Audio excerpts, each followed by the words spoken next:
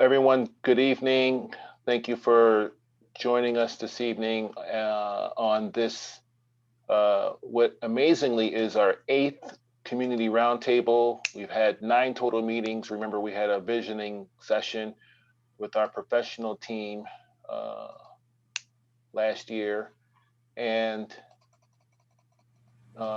here we are, we're continuing the momentum of meetings. And this is a especially good meeting. But I first want to apologize for the technical difficulties that we experienced at the start. And so I thank you all for being patient and persistent in your notifying me that you could not get in as we were working through the challenges of technology and the Zoom age that we currently are in. So thank you very much.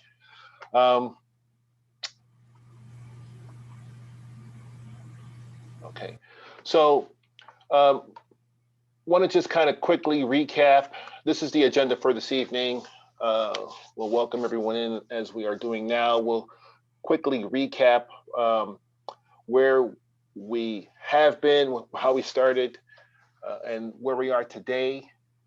Wait, I'm sorry, this is not the right, stop share, sorry about that.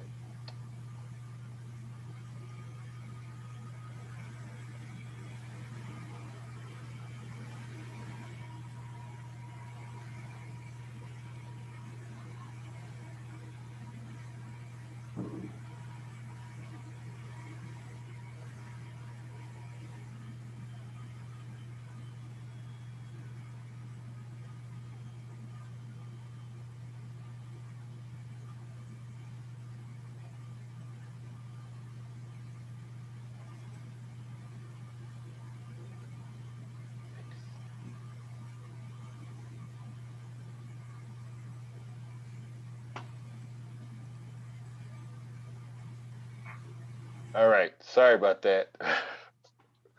All right, we've got the right screen up here. All right, we're gonna look quickly go over the RFP process review.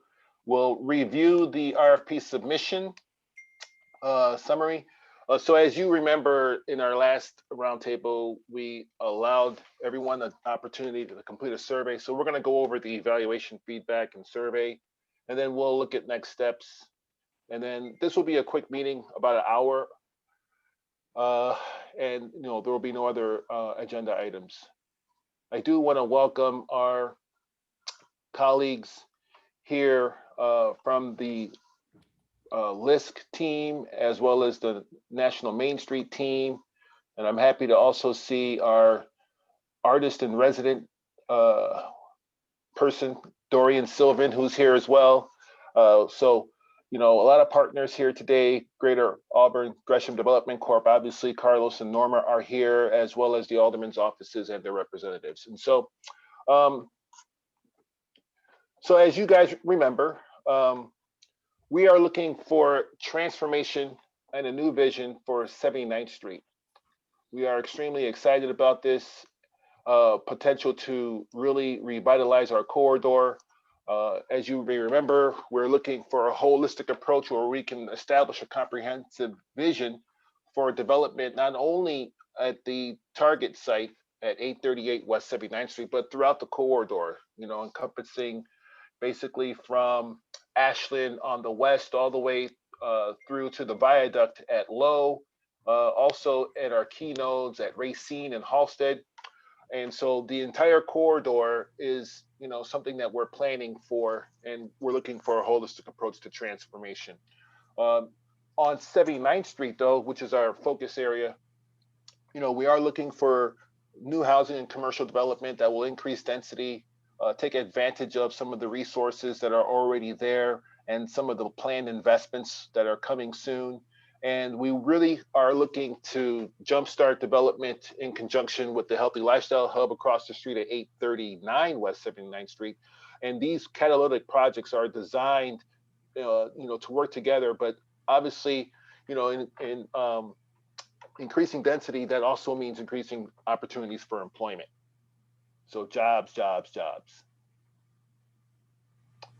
And this is the target site here, an existing view from the southwest, the streetscape here. You guys are very familiar with this site. For those of you who are residents or who work in the community or who are very familiar with the South Side. And on the right here, through our visioning process with Skidmore, Owings and Merrill and the Chicago Central Area Committee, our professional team that provided the pro bono assistance to the Department of Planning this past summer, this was the vision concept for what transformation at the RFP site could look like on 79th Street here. You know, we see a multi-floored building that holds the streetscape, makes it very inviting, with outdoor cafes, holds the street level with great plantings. Just, and you see here 839, the Healthy Lifestyle Hub in the distance here across the street. Just a real inviting building with built-in amenities that really create a vision that's not currently seen on this commercial corridor. And so the timeline, step one, we spent a few months looking at the development and the release of the RFP. We took input from a number of roundtables dating back to last summer. We've talked to stakeholders. We had a visioning workshop. Like I previously said, we spent a lot of time working with our CCAC team that provided, again, a pro bono consulting to the city. We've also, in step two, we issued the RFP in August. We got our responses back within 3 months. We had additional engagement throughout that period. We talked about other projects along the corridor. We focused on our partners with Department of Cultural Affairs and Special Events. Talked about some greening initiatives in the interim while we were waiting for responses. We were very excited to get at least one, which we did. We only got one. And then that put us into step three, where we launched a citywide internal evaluation. We had the development team come back and present to us last month in January. We met Evergreen Imagine joint venture. We heard directly from their team. We saw their video, and I think that created more excitement and built more consensus in terms of, you know, what the project proposes to bring to 79th Street. And so now we are in a continuation of the evaluation. We promised to provide a survey to, you know, attendees. We sent that survey out, and today we're here to talk more about the project in that sense. And then the next step will be, final selection, continued engagement, and the beginning of negotiation.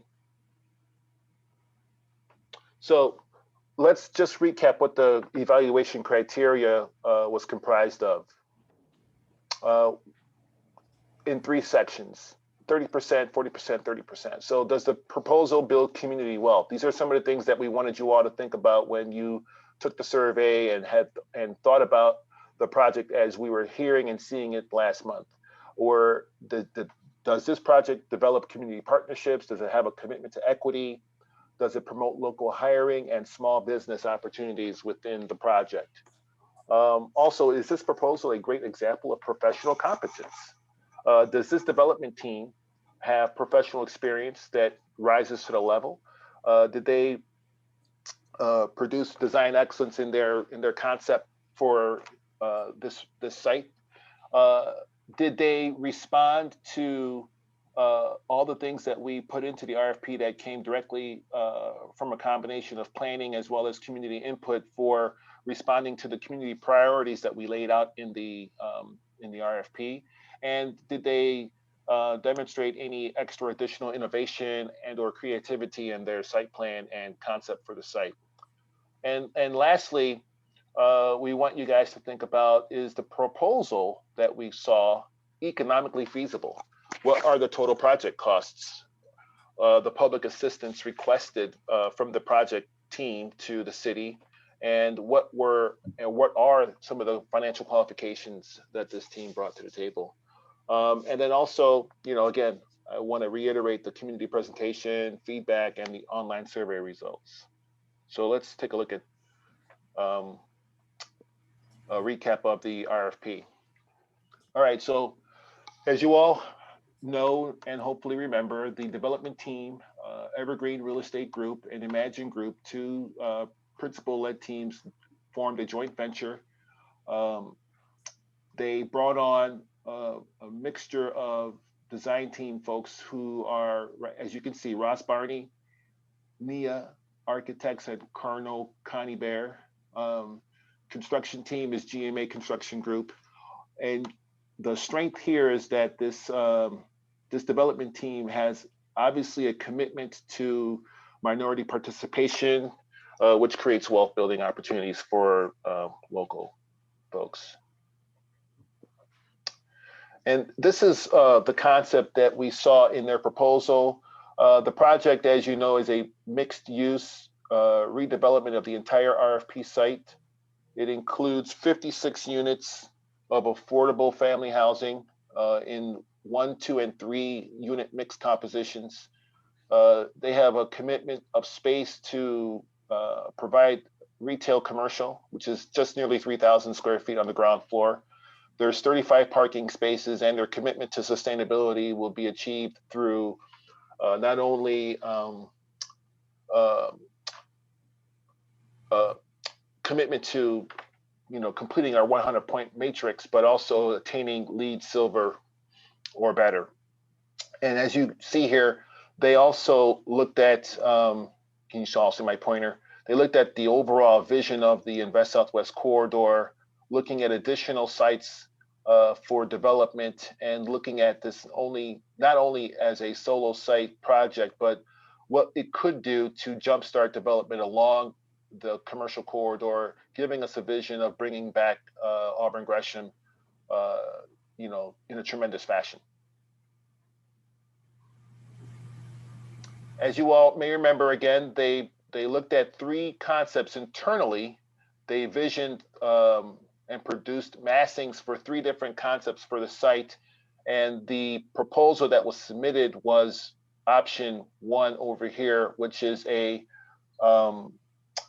rectangular shaped building with a plaza, open space on the parkway here, and you see the undulated tiers here in the building design. And this is again 60,000 plus square foot residential building with basically 3,000 square feet of plaza, as well as almost 3,000 square feet of retail. Additional amenities include 3,000 square feet of garden for the residents that is in the rear of the project here along the Peoria Street side, as well as amenity spaces throughout. A very interesting concept that we saw last month. This is an image from the, I would say, the southeast corner of the building, looking down 79th Street, of how it would look over here, this open space, this garden space. And then over here, the signature concept drawing here shows the building holding the corner here at 79th and Green. And so when we looked at the online survey, here are some of the evaluation takeaways that we were able to decipher from your responses. Okay, community wealth building. It's a full minority-led team with a demonstrated commitment to small business development and local economic development. They have a record of prior equitable hiring, strong preliminary engagement of stakeholders. We found this to be very strong, and we took that very highly into consideration. The professional competence of the team. We thought that the concept was very interesting for 79th Street. The team does have prior experience working with similar sized project spaces. There's open space included in the proposal. That's a very strong inclusion as well. And we thought that the mix of housing and commercial space was suitable. So these are some of the comments that we got back from the survey. So these are actually some of the comments that we share and we came up with as well, but also was produced by feedback from those who responded to the survey.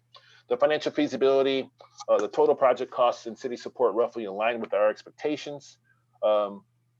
And they have demonstrated financial qualifications and access to financing. Again, they have prior experience doing similar sized projects throughout the city. The 10 responses, and this is where we really wished we would have had more feedback from the community, because I know that we had over 100 people that attended last month's developer presentation, and we sent out the survey the very next day. I've heard back from a few people who wanted to extend the deadline, but we put that out there for a week. We really were hoping that we would have more feedback, but we're happy with the feedback that we did get. But we know that if folks would have taken the time to respond, we would have had, I think, a tremendously more broader and more robust response. But for those that did respond, we thank you. And so with that, though, 60% of the people were largely positive. 30%, 37% of the responses were neutral, and only 3% would be considered negative.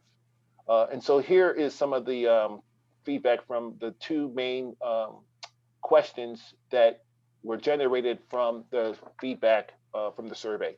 What excites you? So what excites most of the respondents were the investment back into the community. I think that everyone is pretty excited that we're going to see a project here that is a significant investment in Auburn Gresham. The opportunity to have quality, affordable housing and retail spaces, that's also been a positive response to the survey. I think that that does match the vision that we laid out in the RFP for what we want to see in terms of transforming this site. Tree landscaping, the bright colors, offset treatment below windows and different shades of the facade. Offering a majority in 2-3 bedrooms, that's also good for size. And one of the responses said that they appreciate the minority-owned business involvement at GMA Construction and the jobs that will come from its construction. So people are excited, or there's a level of anticipation of what the creation of jobs can do, not only for those who need them, but for the community as well. Some of the concerns, and we will say that the concerns we took very seriously, especially with respect to design. Here's one takeaway from someone who responded: it's just rectangular, and they would like a little oddity in shape to stand out.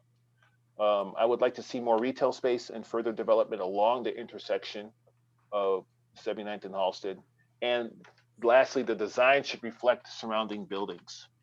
So we, for those of you who have been following the Roundtable and have been paying attention closely to what the Department of Planning and Development have been doing since the new administration took place and our new commissioner came on board, is that we are really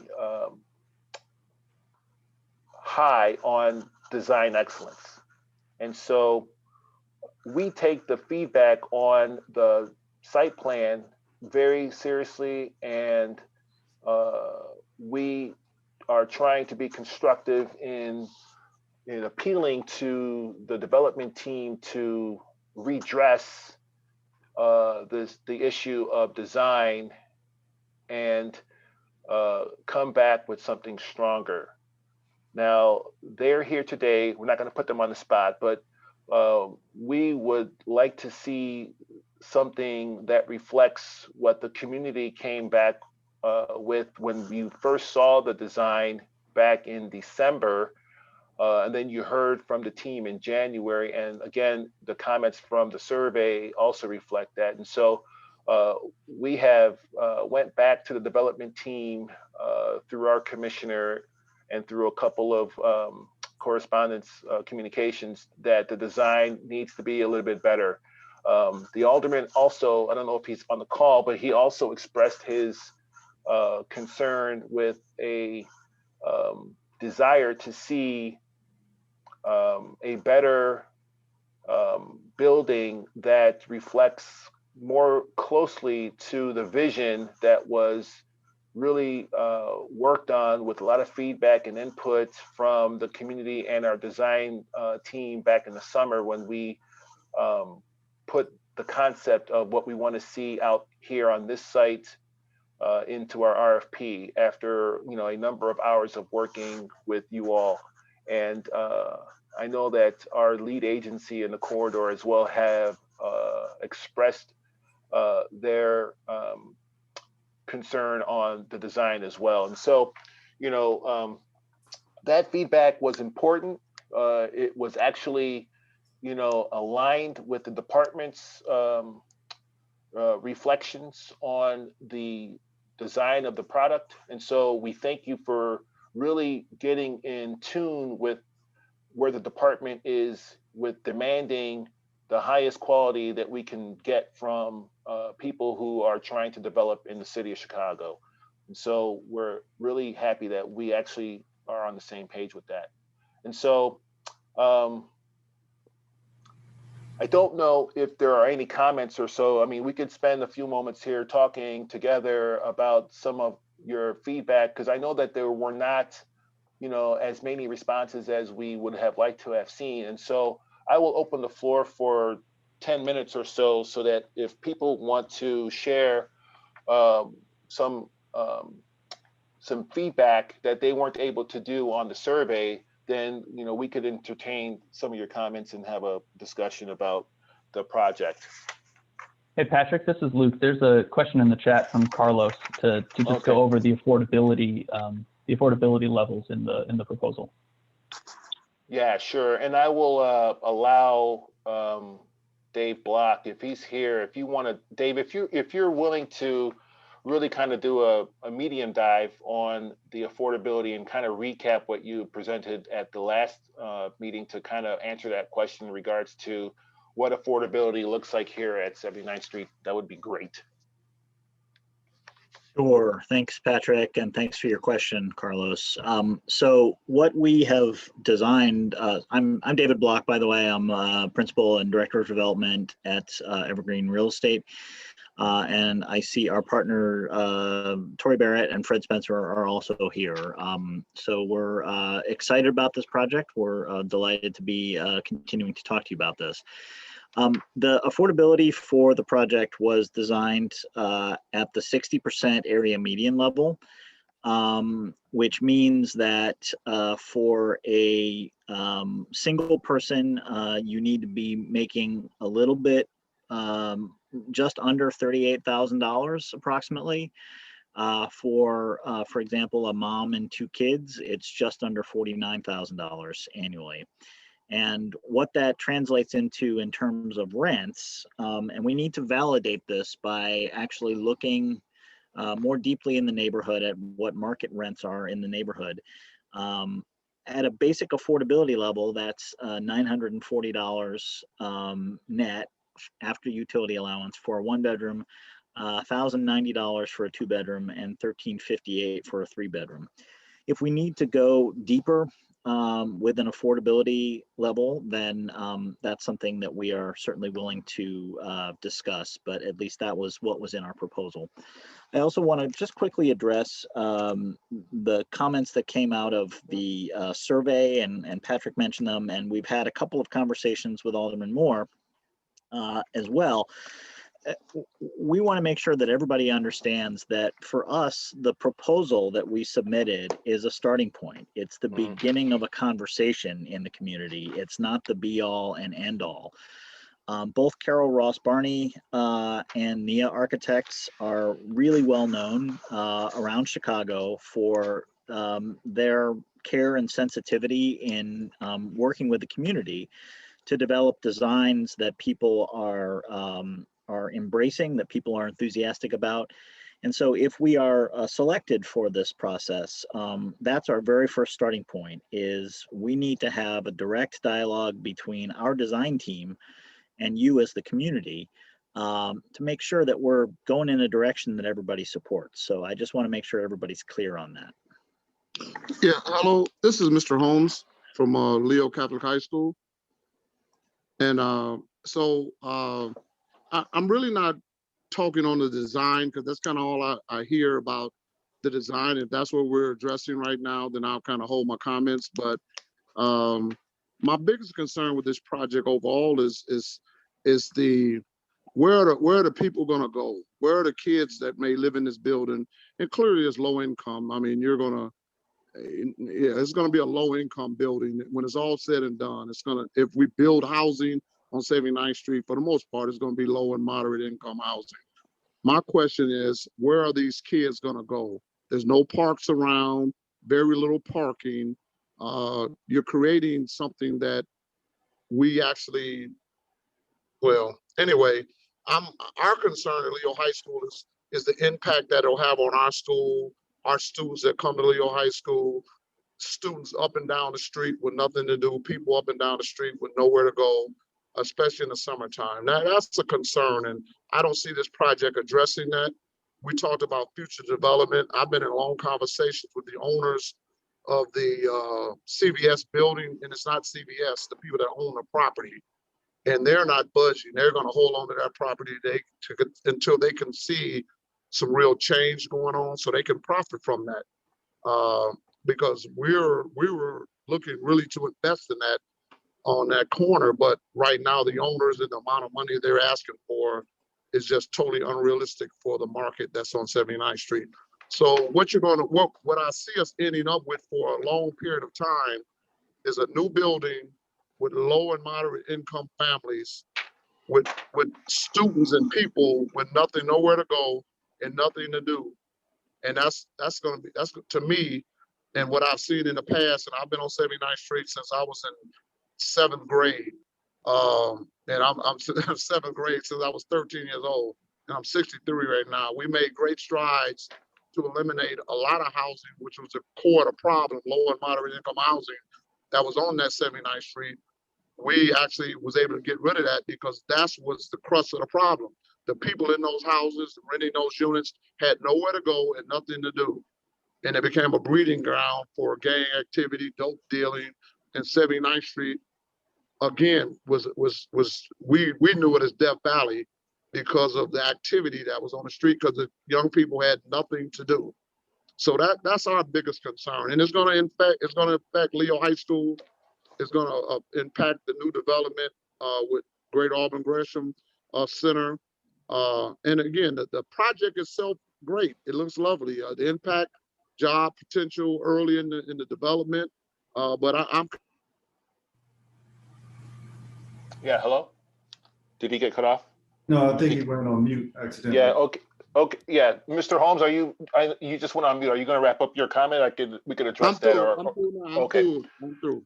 So, okay, first of all, I thank you for your comment. Let me try to answer the issues first. Throughout the entire process, we have been looking at revitalizing this site with an idea of increasing density, bringing a building that would create jobs, bring something that hasn't been there for over 20 years. And I got that. Right. And so we, the city was successful in working through that with the community. And so, yeah, but not really though. I mean, not really. But actually, yes, really, because the concept that the community came back with was in alignment with what the city was also trying to do. I mean, the existing zoning does call, or is in alignment with this vision. And so, like, this is you say the city. Do you mean the residents of this community, or no? I mean the Department of Planning, because it's city property. Okay. But what I'm talking about when I say in alignment with the community is right here on this call. We have been meeting since last summer, having roundtables, working towards a vision for this site. This project you just heard is a starting point. The development team is willing to go back to the drawing board to make sure that the concept matches everything that we're looking for transformation in this corridor. I would say, if we didn't have a project to even propose at this site, the alternative would be nothing, which is the reality for the last 20 years. And so I think we're all really trying to get the best out of I what wouldn't we necessarily agree have with in that. terms of, well, you know, I wouldn't agree with that, but go ahead. we can agree to disagree, right?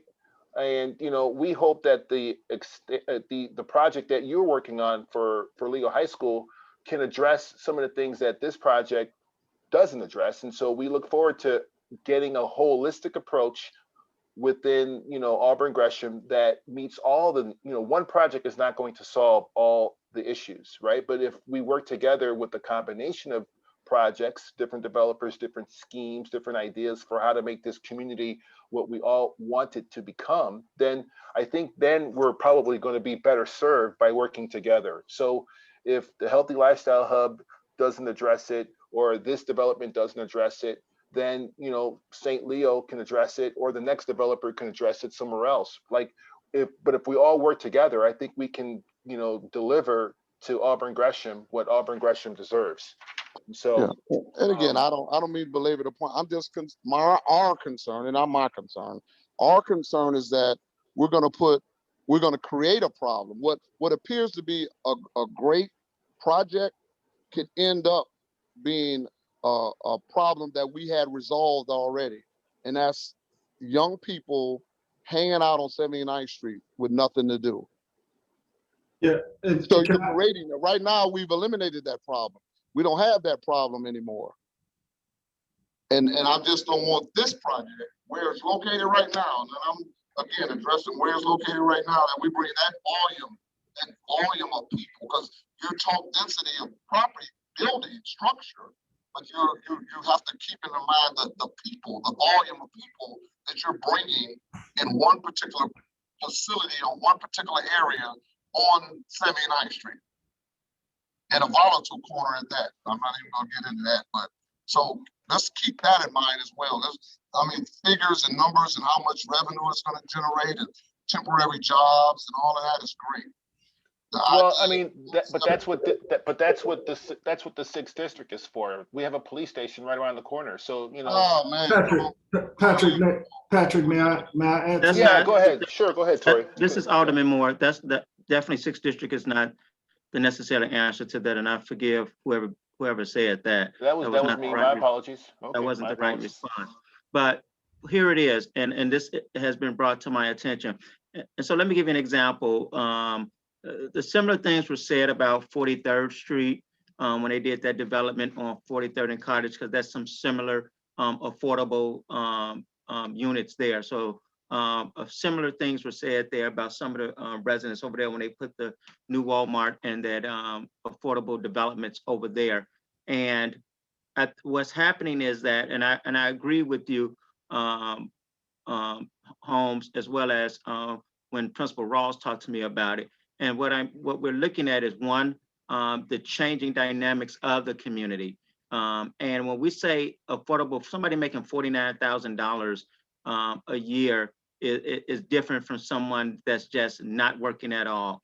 And just the change of the families that we're getting into the community, even home sales going up in Auburn Gresham, is very different. So we're not getting that. But to your point, though, with all this other vacant land that we have been in the talks with the administration, especially when we got infields and stuff like that, infield spaces within our community where it's vacant. As we build this and it comes to need, how do we address those community parks like they have on the south and north side? So your point to that is well taken. And I was just on the phone with Commissioner Cox as we're doing our citywide plan, and that's being included in that as we increase density throughout this city. And part of that is making sure, number one, that people are staying and coming back to Chicago, because we continue to lose people, then it's all for naught if we don't have any people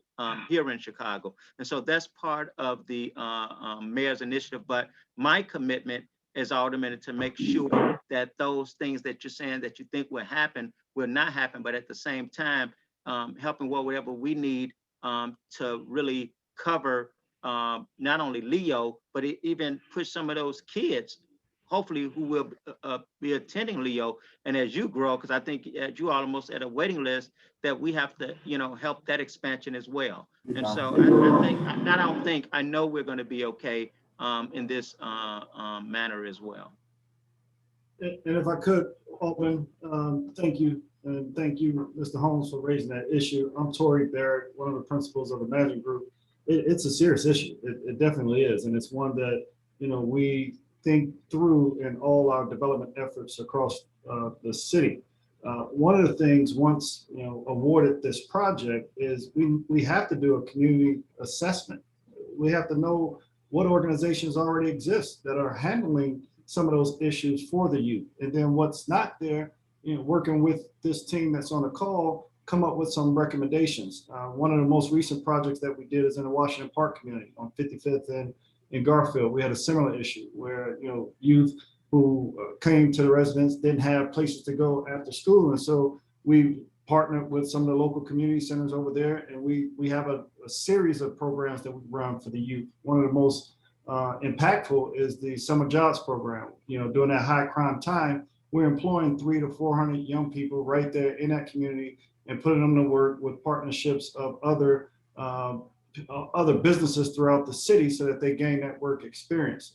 And then we also have, I saw a comment about asking for more, commercial space or retail space that's located. Right now, I think we're contemplating about 2,800 square feet.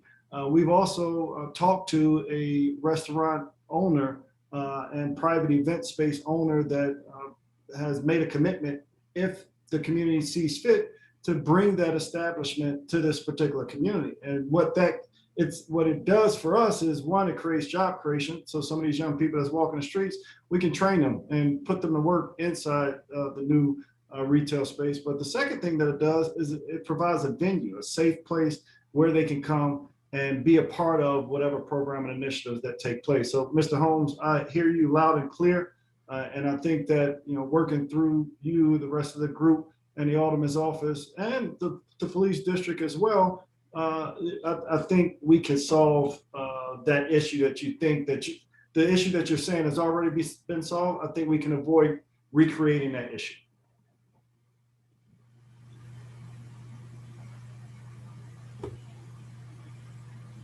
Patrick, I don't know if you want to continue.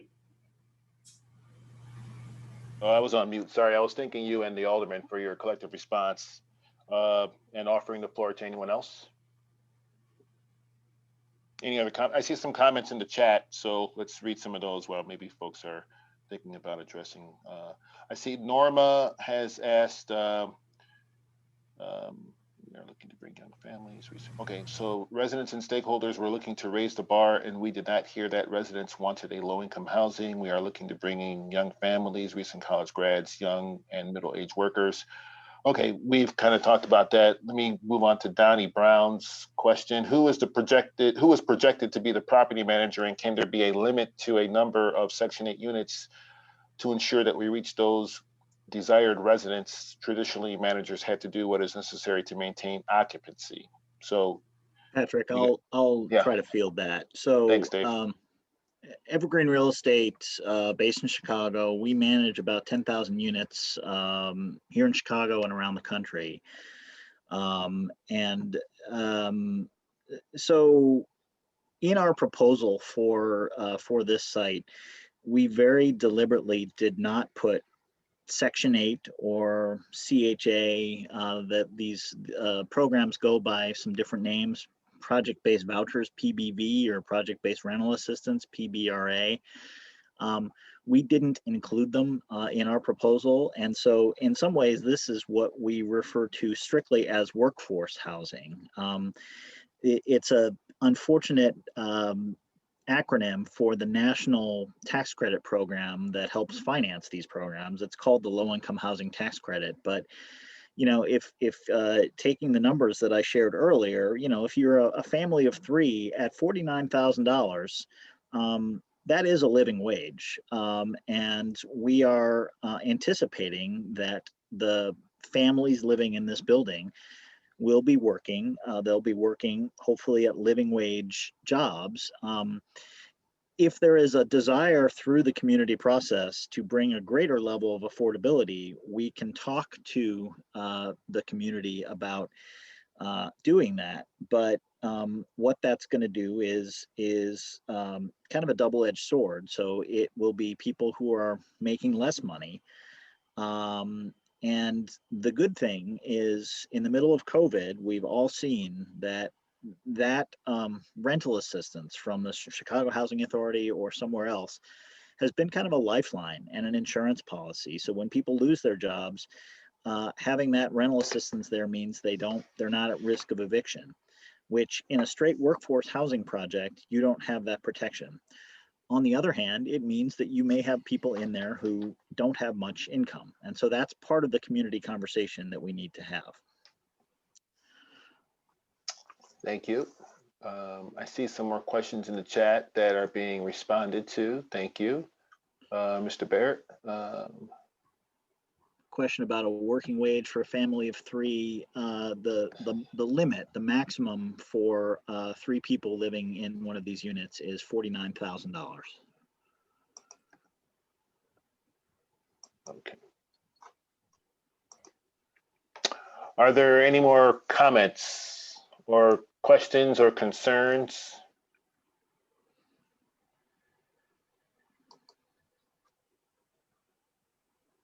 Carlos, do you have anything you want to?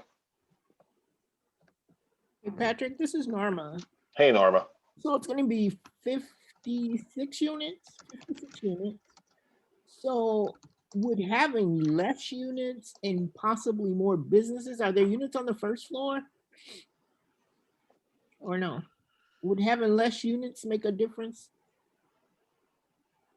Dave, I'll let you address that. I'll field that quickly. There are no apartments that we've shown on the first floor. Again, in this scheme, we have been talking about whether townhouses that would have first floor entrances, whether that's, something that's appropriate and maybe more in keeping with historically how the neighborhood developed. So that's something we can talk about. Right now, we're not showing apartments on the first floor. Could we reduce the amount of apartments and increase the amount of commercial space? I will be, if you select us for this project, my pledge to you is that we're going to give you straight answers, even if they're not necessarily the answers you want to hear.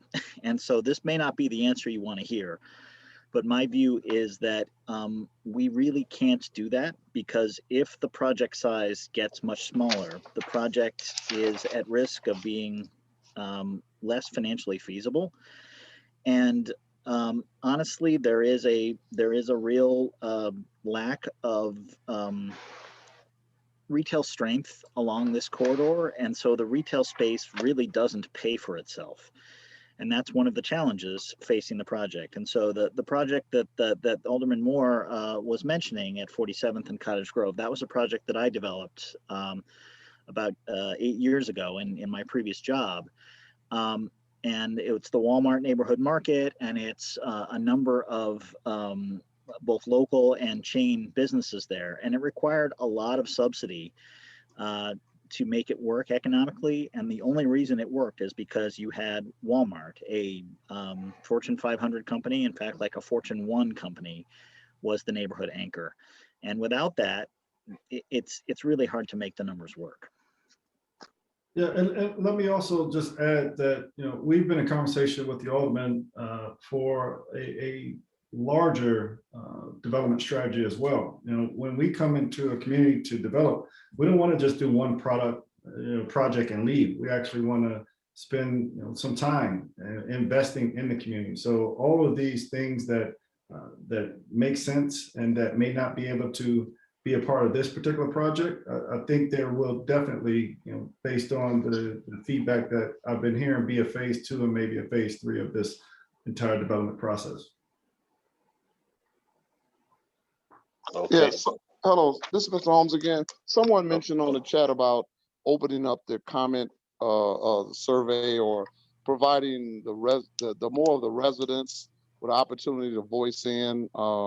And you mentioned the project on 46. That's been referenced a couple of times. 47th Street, totally different dynamics. You had already 3 existing You had a mall with an established store. You had a bank on the corner with a not a bank, but it was a bank, old bank, but they had businesses in there functioning, and you had a very active, successful McDonald's on that corner, and it had been other housing development on that as well. So, and then you're 2 blocks away from Hyde Park. So totally different dynamics, and the success of that building, I don't know the full success of it, but you're talking about totally 2 different dynamics in what you're creating here versus what already existed on that corner on 47th Street. So let's not use that. That's, to me, that's not the best example. A good product, don't get me wrong, the building is nice. The Walmart was very important to that whole concept, but I'm sure if they wasn't close to Hyde Park or a step away from Hyde Park, that would have been a totally different concept. And with the new housing that had already been developed in that area as well, that made a big difference too. So I just want to add those 2 comments, and then I'll leave it alone.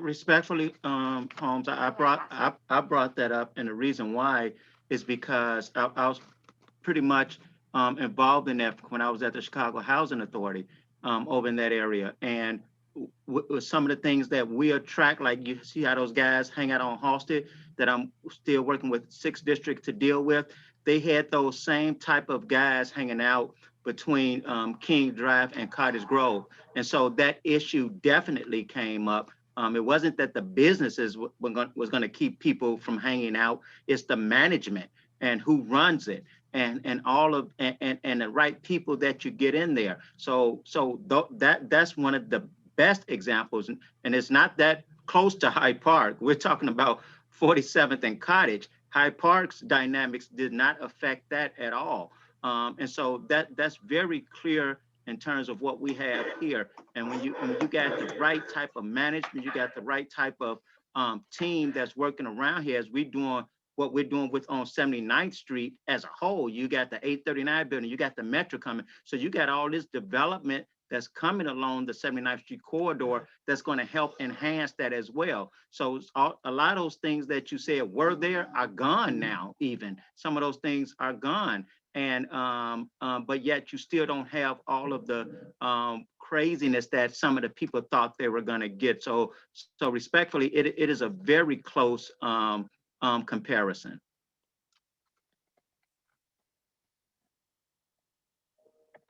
Thank you, Alderman. So hearing no other comments, let's make sure we just do a last quick sweep of the chat room here. Patrick, one note that Mr. Holmes brought up, which was in the chat, is the potential to reopen the survey for comments. I'll just chime in here. Hi, everyone. Sorry, this is Luke Mish. Work with Patrick as a planner in the Southeast region. I'm managing the Inglewood Invest Southwest initiative. This is a comment that came up in our roundtable as well. I think it's come up in others. We definitely want to continue to open up opportunities for comment. And I think as David and Tori have mentioned, this is the, should this team be selected to move forward, this is the beginning of that engagement with that team. So rather than reopen the prior survey, what we'll be doing is on each Invest Southwest corridor where these RFPs have been released, we'll be determining an engagement strategy moving forward so that we can continue to reach out broadly, continue to gain input, not just from yourselves, but from others in the community. So rather than reopening that survey, it's finding additional opportunities to move forward and get new feedback on, and additional feedback, detailed feedback on this proposal, should it advance. And Patrick, Yeah. I don't know if there's anything you want to add to that. No, that's a perfect way to cap that up, Luke. I appreciate that. Again, Luke is one of my colleagues on the Southeast Planning team, and he's absolutely correct. I echo everything he said, and I want to remind everyone that right now, until we launch another vehicle for engagement, the roundtable is the strongest format for us to meet one another, talk about the issues collaboratively, looking at the projects that we have in our corridors with the eye towards how do we transform our neighborhoods into places where we want to live, work, and play. In my conversations with Carlos Nelson, we always talk about how these projects can be designed in a way that they are projects that become where we want to be. So it's the project of the future. We want to plan for Auburn Gresham for what we wanted to see, what we want it to be in the next 5 to 10 years. And so to all of your points, we're not just looking at this one spot, this one location. We're looking at how this spurs development throughout the corridor. Just what Tory Barrett said, making the long-term investment strategy for these neighborhoods is where the city is. And we know that that aligns with the vision of not only your elected officials, but the community as well. And so that's a great place to be right now, is to really plan for the future development of these communities. What is our next step? And we're at our time right now. So let me just, our next step here is to continue working with our developer here, Evergreen Imagine, to get the product in the way that we want to see it. The winners will be announced. That's tentatively scheduled for March, sometime in March. And then we'll come back at our next roundtable, and we'll continue our dialogue about how do we make Auburn Gresham one of the best neighborhoods on the South Side.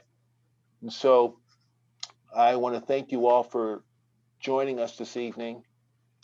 I look forward to our continued work together, and I look forward to the support of developers who want to engage neighborhoods like Auburn Gresham and really develop it with an eye toward the future, and making these neighborhoods places that we all want to live in, invest in, do business in, and work in.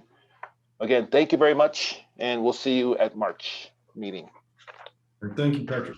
All right, thank you all for coming. Thanks for everybody's input. Thank you so much. Thank you, Alderman Moore. Election of the first African-American president for the United States of America.